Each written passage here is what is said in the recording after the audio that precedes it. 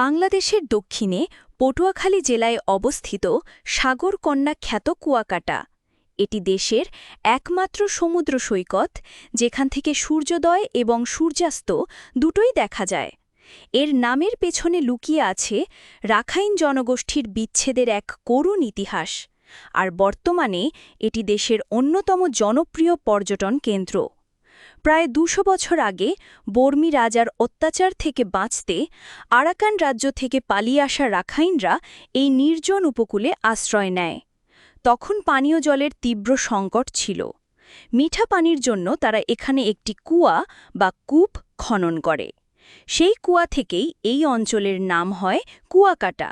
তাদের সেই ইতিহাস আর ঐতিহ্য আজও মিশে আছে এখানকার বাতাসে।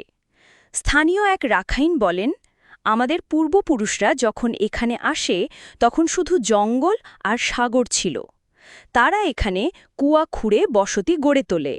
আমাদের সেই সীমাবদ্ধ বিহার, এই কুয়া সবই আমাদের ইতিহাসের সাক্ষী। কিন্তু সময়ের সাথে বদলে গেছে কুয়াকাটার চিত্র। বিশেষ করে পদ্মা সেতু চালু হওয়ার পর ঢাকা থেকে মাত্র ৬-৭ ঘণ্টায় পৌঁছানো সম্ভব হওয়ায় পর্যটকদের আনাগোনা বেড়েছে বহুগুণ। ছুটির দিনগুলোতে এখানে তিল ধারণের ঠাঁই থাকে না। পর্যটকদের কেন্দ্র করে গড়ে উঠেছে শত শত হোটেল, মোটেল, রেস্তোরাঁ ও আধুনিক সব সুযোগ সুবিধা। তবে এই উন্নয়নের এক উল্টো পিঠও রয়েছে। অপরিকল্পিত নগরায়নের ফলে সাগরকন্যার সৌন্দর্য আজ হুমকির মুখে।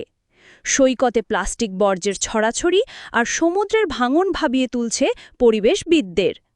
ঐতিহ্য আর আধুনিকতার ভারসাম্য রক্ষা করাটাই এখন সবচেয়ে বড় চ্যালেঞ্জ।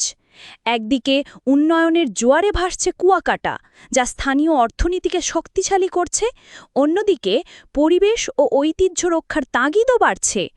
এই দুইয়ের মধ্যে সমন্বয় সাধন করেই সাগরকন্যার প্রিস্টিন সৌন্দর্য ধরে রাখা সম্ভব বলে মনে করছেন সংশ্লিষ্টরা।